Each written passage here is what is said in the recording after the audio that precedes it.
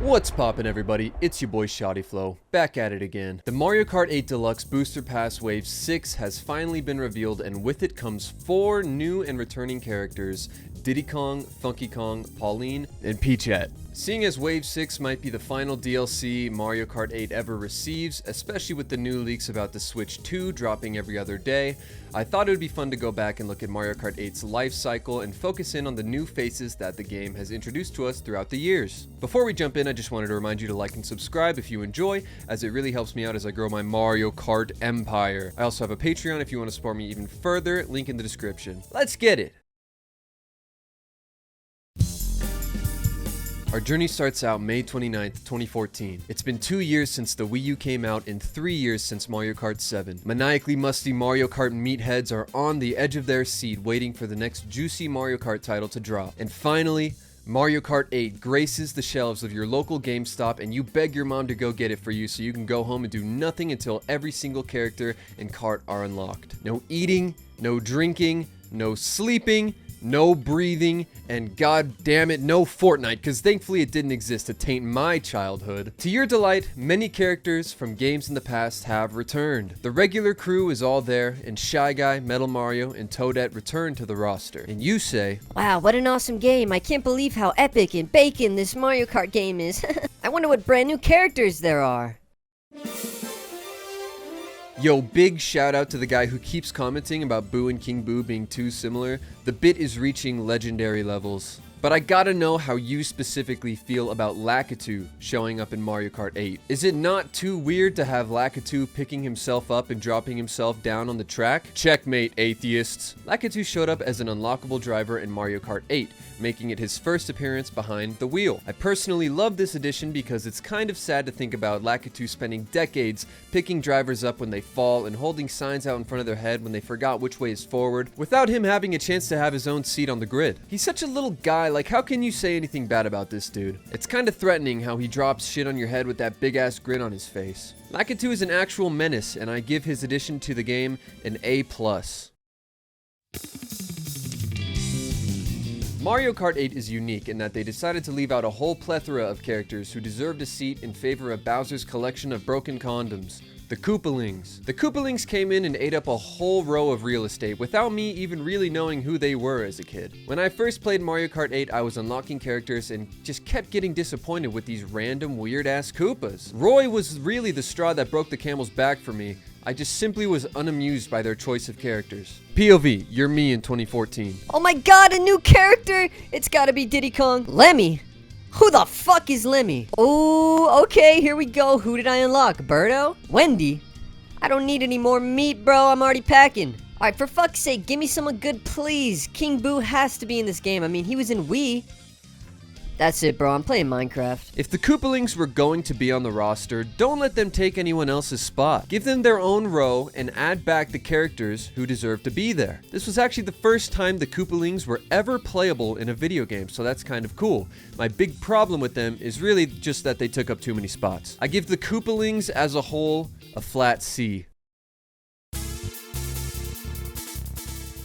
There were actually 2 drivers in the original version of Mario Kart 8 that were seemingly created just for that game, meaning that not only was this the first time that they were ever playable, but this was the first time that they had ever been seen at all in the Mario universe. The first of these drivers in question is Baby Rosalina, a character that I'm sure some people love and other people fucking hate. Look, I totally understand the distaste for the baby characters because they feel like a cheap pick for a spot when there are so many small Mario characters that could fit the bill. The babies at least have some validation thanks to their presence in Yoshi's Island games, but Baby Rosalina specifically feels like a character that was created for the sole purpose of filling another lightweight driver spot.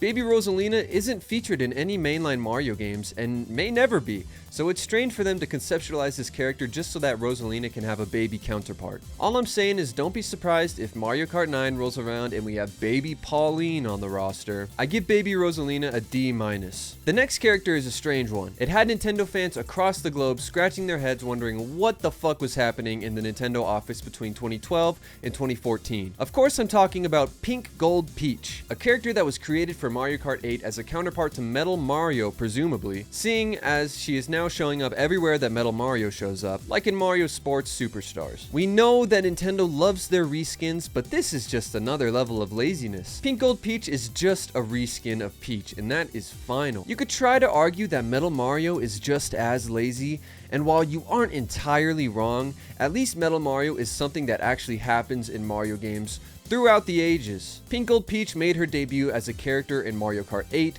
and for the cardinal sin of existing, I'm giving her the grade of F. Fast forward 6 months and Mario Kart 8 receives its first wave of DLC, bringing 2 new cups and 3 new characters. The first and most significant of the 3 is of course Link, who the entire DLC was built around. As a kid, I was conflicted about Link being added when some of my favorite characters like Dry Bones, King Boo, Dry Bowser, and Funky Kong weren't even in the game. I also wasn't a huge fan of Legend of Zelda games growing up, so I wasn't all that hyped about Link joining the roster. Now, I am much older and wiser, and I have played Breath of the Wild. I'm finally able to say that having Link on the roster is pretty cool, and that he was the best third-party addition that they could have added. This did have me slightly worried though, because I predicted that there might be a pattern of adding third-party characters instead of native Mario Universe characters. As we know today, that isn't exactly how it played out, but it wasn't too far off. The last thing I'll say about Link is that it's nice that they gave him 2 outfits to choose from. This is something they should have considered when adding the next 2 characters, who are just regular schmucks wearing costumes. Today, with my newfound appreciation of the Zelda games, I give Link an A. Now, this is where things get really controversial. I don't know if Nintendo was pressed for time when pushing out this DLC, given that only 6 months had passed, but I genuinely can't believe that the best they could come up with in 6 months was Tanuki Mario and Cat Peach. I don't know how much Nintendo thinks people like their characters, but I can tell you that nobody asked for more reskins. I'm not sure what Nintendo thought the community's response to these 2 would be, but honestly, I don't think they even care. Both of these characters are somehow less lazy than Pink Gold Peach, but still just incredibly uninspiring stuff coming from a multi-billion-dollar company. Honestly, the only thing I like about these 2 is that they introduced different animations for them, but that's really about it. These really should have been skins for Mario and Peach. It's pretty egregious to have them taking up their own spot on the roster, because I genuinely don't mind them existing. I mean, I would rather use Tanuki Mario than regular Mario, but yeah, they should be reskins like Gold Mario and Breath of the Wild Link. Tanuki Mario and Cat Peach both get an F from me. If they were just skins, then it would be like a B or something, I don't know. Get the furries out of my sight! Moving forward to April 23rd, 2015, Nintendo released the Mario Kart X Animal Crossing DLC, which featured 2 more new cups as well as a handful of new drivers. Animal Crossing is a game that is adored by many, and I'll admit I have limited experience with it, but whenever I've played, I've had a nice, relaxing time. When I saw that Animal Crossing was doing a crossover with Mario Kart, similarly to the Zelda DLC, I was pretty unamused because there were still so many characters missing, and the last DLC gave me 3 characters I didn't really care for. First off, the villager boy and girl each took up their own spots on the grid, which I wasn't all that excited for. I understood what they were going for, but it was strange to have 2 unnamed silent protagonists join the roster. These characters just don't have much personality, and it felt more like a marketing push than anything else. I think that if I were Nintendo, I would have just combined the 2 into one character and have the girl or boy variant be a different skin just to make room for some other characters. Unlike Link, my opinion on the villagers hasn't changed too much, and I'm giving villager boy and villager girl each a grade of D+ for taking up too many seats. Next up, we have a character from Animal Crossing who is an actual character with life and a personality to them. Of course, it's Isabelle. I don't know much about Isabelle, as I've never interacted with her in Animal Crossing, but I do like her design much more than the villagers. The fact that she is an actual character that you can reference makes her a better representative for Animal Crossing than the villagers, in my opinion. If they wanted to add 3 characters from Animal Crossing, they should have had the villagers combined into one, Isabelle, and like Tom Nook or something more interesting and original. Overall, I don't mind having Isabelle be a character in the game. She has also appeared in Smash, so at least I can have solace knowing that Mario Kart isn't the only game being invaded by random, obscure third-party characters. But I think that even though the whole point was that it was an Animal Crossing crossover, 3 seats being given to characters from a third-party title is kinda pushing it for me. Isabelle gets a C+.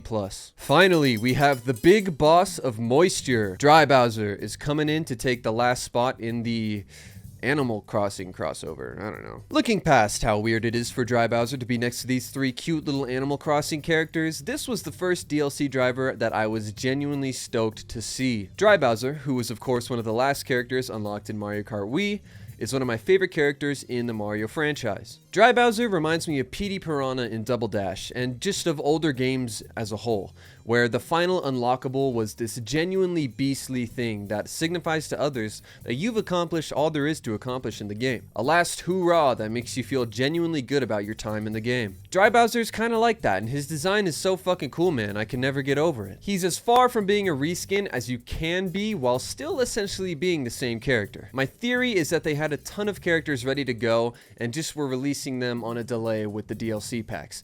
Maybe because it took a lot of time to create the new tracks or something. Dry Bowser should never have been left off the roster. He's too cool to pass up and is a way better final prize than someone like motherfucking Morton. Dry Bowser gets an A+. Now before we move on, I figured I should mention that at some point during these 2 DLCs, alternate colorways for Yoshi and Shy Guy were added, which is a great feature. I love when games give players the chance to express themselves, even if it's as simple as choosing your favorite color. Customization is just not something that Nintendo has played around with too much. The Yoshi and Shy Guy alternate colors get an A+ from me as well, although I think that they fell a little short not giving Toad and maybe even like Koopa Troopa some different colors to choose from as well. Fast forward to April 28th, 2017. The Nintendo Switch has finally dropped, and with it comes a new, revamped deluxe version of Mario Kart 8. I'm sure this came as a bit of a surprise to many people, myself included, because we became used to getting a new Mario Kart every 3 to 4 years. So seeing that there wasn't a whole new game coming with the next generation console was a bit strange. Of course, we know now that the Switch is not as next-gen as it really claims to be, and that on the Switch hardware, they wouldn't be able to make something that looks, feels, or plays that much differently from Mario Kart 8. So fuck it, let's just revamp it. And revamp it they did. Sort of. With Mario Kart 8 Deluxe came some fundamental differences to the game, such as the double item boxes being added, quality of life changes for newer players, the Ultra Mini Drift was added. Yeah, that didn't exist until 2017. Can you believe that? Not only that, but all of the drivers that were previously unlockable are now unlocked by default. That's lame. But there were some additions made to the roster that made me jump out of my gaming chair and do a little jig. The first character is one that I cannot believe wasn't on the roster by default. The original and most iconic and important Koopaling, Bowser Jr. Be for real, how did they just leave Bowser Jr. off? This is what I mean when I say that the Koopalings and other DLC characters just took up so many spots that should have been left available for characters like Bowser Jr. There's really not much to be said about Bowser Jr. given that he is extremely prominent throughout the Mario games and is a no-brainer pick for a lightweight driver. Bowser Jr. gets an A for I'm gonna win. The next character is another lightweight driver and one of my personal favorite characters, Dry Bones. The Dry Boner fan base was of course at risk of dying, but thankfully we got our retweets up. The Dry Boner famously first appeared as a driver back in Mario Kart DS, where he whipped a literal tank around, and last appeared in Mario Kart Wii before coming back in 8 Deluxe. I've always thought that, like Dry Bowser, Dry Bones has a really cool design that gives the game some edge. I've always found it fascinating how many dead characters there are in Mario Kart. What did they mean by this? But the Boner is a lovely addition to the roster in my opinion, and I'm glad that they eventually got to adding him. A. Next up we got my boy, my lovely round and rotund main character, King Boo. I was genuinely so sad when King Boo wasn't in the original roster. I felt so betrayed. How are Roy and Isabelle and Pink Gold Peach gonna roll onto the scene, but the King of the Dead himself gets vaulted away? King Boo is one of the more iconic Mario enemies, and I personally enjoy him for being a heavyweight, but not too heavy. I quite literally love everything about him. The sounds he makes when he hits tricks, boosts, or hits other drivers is peak. I've got nothing bad to say about King Boo except how was he not in the game earlier? A+. I don't want to hear any boo hate in the comments, except for that one guy, he's allowed. Alright, next we've got another 2 placeholder shitters who have the gall to show their face on the Mario Kart roster. If you've played more than an hour of Splatoon without putting it down and deciding that you want to go play a real game, then I genuinely feel bad for you. The Inklings were such an unwelcome addition to the roster in my opinion. Splatoon never felt like a game that would stand the test of time, so immortalizing it here just feels weird, man. There was really no reason for them to join the roster other than to promote Splatoon. and I don't like that. The characters themselves are nameless and completely uninteresting. Their saving graces are the fact that they have different colors to choose from and that King Boo and the Dry Boner came back to pad the blow. Yeah, I really see no reason why the Inklings had to join the roster, and if they were in the next Mario Kart game, then I will lose full faith in Nintendo. Sorry if you like Splatoon, but like, how are we defending this? F. Finally, we have Gold Mario, who was added as a reskin for Metal Mario, which can be unlocked by getting 3 stars on all 200cc Grand Prix. I like this addition a lot because games nowadays have lost interest in adding unlockables that are locked behind legitimate challenges. Not that it's that hard to get Gold Mario, but at least you have to do something. I think that it would be cool if in future games, every single character had a gold version that could be unlocked by collecting 5,000 coins on that specific character, or winning 100 races with that character, or whatever. Since Tour has shit like Golden King Bob-omb, Golden Petey Piranha, Golden Shy Guy, and so on, do not tell me that they can't do it. The addition of Gold Mario gets a B from me because why is he alone? There should be more. Watch your step, ladies and gentlemen. We're going to take a brief detour on September 25th, 2019 to talk about the evil, vile entity known as Mario Kart Tour. This game was created instead of working on Mario Kart 8 or Mario Kart 9, which should already put you in a bad mood. It is important to talk about this game though because Nintendo really went ham with having a variety of characters to choose from. This just proves that they could put however many characters in Mario Kart as they want. They just purposefully limit it in the mainline games for some stupid reason. But many characters unfortunately debuted in this game, and a few of them we're gonna have to talk about. Mario Kart Tour is certainly a dark stain on Mario Kart's legacy. If you enjoy playing Mario Kart Tour, more power to you, but you might want to get checked out for brain worms, especially if you live in Florida. I hear that's going around. Here's to hoping that not another cent is put towards the development of Nintendo mobile games. I'm not even supposed to grade it, but Mario Kart Tour gets an F- for being a horribly unplayable and blatantly disrespectful cash grab. Back to Mario Kart 8, we're moving on to March 18th, 2022. Nintendo announces that after 8 years, there will finally be a new Mario Kart game. The community rejoiced and we all lived happily ever after. That's what I think we all wish happened, but instead Nintendo dropped on us that they would be doing a year straight of DLC for Mario Kart 8 Deluxe. But to my disappointment, the Booster Course Pass was advertised as adding only tracks and not characters, which I thought was the stupidest thing ever, especially with the way that they were pumping out characters for Mario Kart Tour. But it was hard to complain about getting new content, even though that made it feel like a new game was much further off than we anticipated. I mean, it's not common for a game company, especially Nintendo, to come back to a game that's in its 8th year of life and say, hey, don't ask questions, but for the next year, we've decided that this game is a priority again. But that they did, and so as 2022 went on and turned into 2023, we were treated to handfuls of new tracks, drip-fed to us over the course of half a year. And then something happened between the production of Wave 3 and Wave 4 that made Nintendo decide that they wanted to start adding new characters to the game again. And I think I know what it was. That's right, you have your friendly neighborhood shoddy flow to thank for the new characters that came with the booster pass. Yeah, you're welcome. But what I mean is that randomly out of nowhere, Nintendo dropped Wave 4, which surprisingly featured Birdo as a returning character. Not only that, they announced that 5 more drivers would also be coming to the Mario Kart 8 Deluxe Booster Course Pass by the end of it. But dear God, Funky Kong fanatics, we really did it. Nintendo finally bent the knee and started adding what we really wanted most: new drivers. Birdo being the first new driver felt fairly fitting, as she was one of the most long-standing Mario spin-off characters of all time, having appeared in multiple spin-off games as well as Mario Kart games dating all the way back to Double Dash. It's crazy that she was ever left off, but of course, we know why that happened. Birdo gets an A+ from me because she's a classic character, and the alternate colorways they gave her was a brilliant touch. July 12th, 2023, the Booster Pass Wave 5 is announced, and boy, is this wave juicy. Let's just get into it. Petey Piranha. Peter Piranha finally makes his return to Mario Kart. He felt like a no-brainer to me because fans have been requesting him ever since his iconic appearance as a driver in Double Dash. Vader's design is really unique, and overall he's just a dope character. It's always nice to have more super heavyweight options, and I wouldn't want anyone else more than Vader. Petey Piranha coming back to the roster was a huge dub for the Mario Kart community, and for that I'm giving him an A+.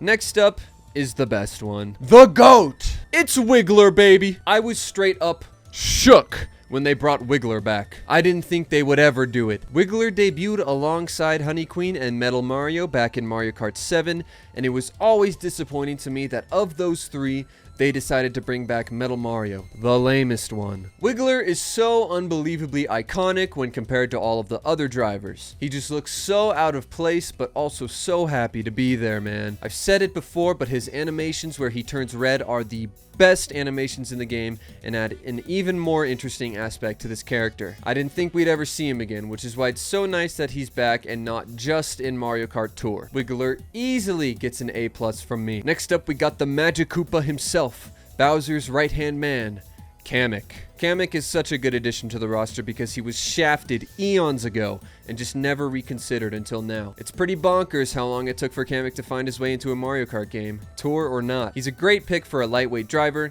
He's unique and overly deserving of a spot on the grid. Kamek gets an A for me, would be an A+ if he had some different colors to choose from.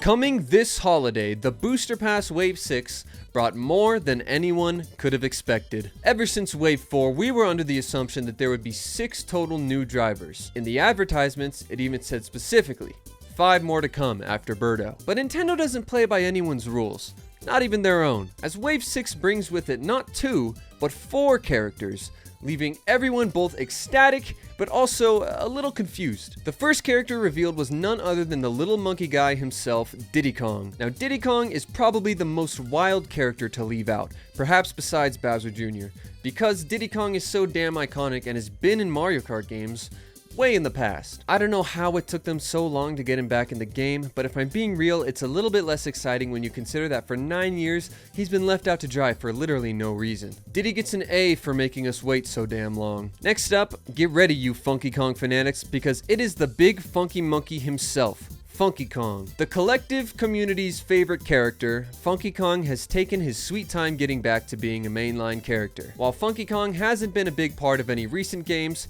his legacy in Mario Kart lives on thanks to his status as Giga Meta in Mario Kart Wii. While they didn't bring the Flame Rider back, I think it's still safe to say that Funky Kong gets an A+ for just being so damn chill. Next up, we've got the OG princess herself, Pauline. Pauline's first appearance in Mario Kart was in the disgusting Mario Kart Tour, so it's nice to see her break out from the hellhole once and for all. I did a prediction video for Wave 6 and I mentioned how I thought that Pauline realistically had a great chance of being added to the game, and it seems like I was right. It's certainly not surprising to see Pauline join the roster given how Nintendo stuffs her into everything nowadays. I think that she was an unavoidable pick, and I'm glad that Nintendo decided to give us a little bit extra. I have no qualms with Pauline, but I will say that there are many other characters that I would have added before her. B+ for Pauline. Finally, we are on to the very last topic of the day, and it's a bit of a sour one. I was amazed to see how long Nintendo avoided reskins in the Booster Course Pass, but man, they really just couldn't help themselves, could they? Peachette, in my opinion, is such a bad pick for Wave 6. That was a Game of Thrones style final season blunder, adding her to the mix right at the end.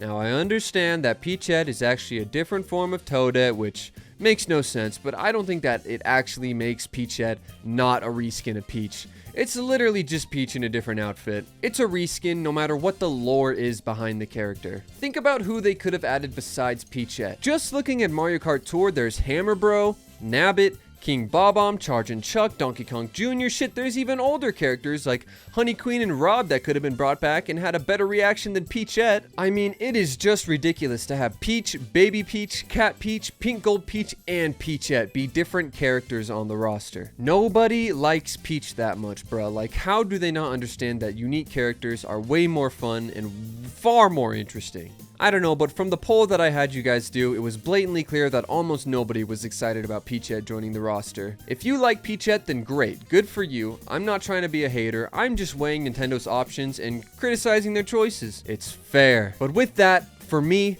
given all the context, Peachette gets a grade of F for fuck off and don't come back until you have someone better to replace you. Well guys, that's gonna do it for today. I hope you enjoyed taking a trip down memory lane with me. I know I sure love watching Nintendo be a weird ass company on a year-to-year basis. More Mario Kart vids are coming. I just want to let you know that part 6 of the Ultimate roster reveal is in development, but with the recent drop of Wave 6, I've had to adjust some things. I also just dropped an hour-long special where I took it upon myself to do a tier list of the original 48 tracks in Mario Kart 8 Deluxe. If you want to sit back, relax, and hear my ass talk about Mario Kart some more, I would certainly start there. But yeah, thanks again for watching. Be sure to like and subscribe because I'm getting close to unlocking memberships for the channel, which is super exciting, and of course I'm on the road to 1,000 subs, so I would really appreciate it. And once again, if you want to support me even further, you can always go check out my Patreon, where for just $3 a month, you get access to my videos early, as well as other perks that will be implemented in the future. While I'm plugging things, just a reminder that I'm on Spotify, Apple Music, and everywhere else under the name Shoddy Flow for my comedy and Mario Kart related music,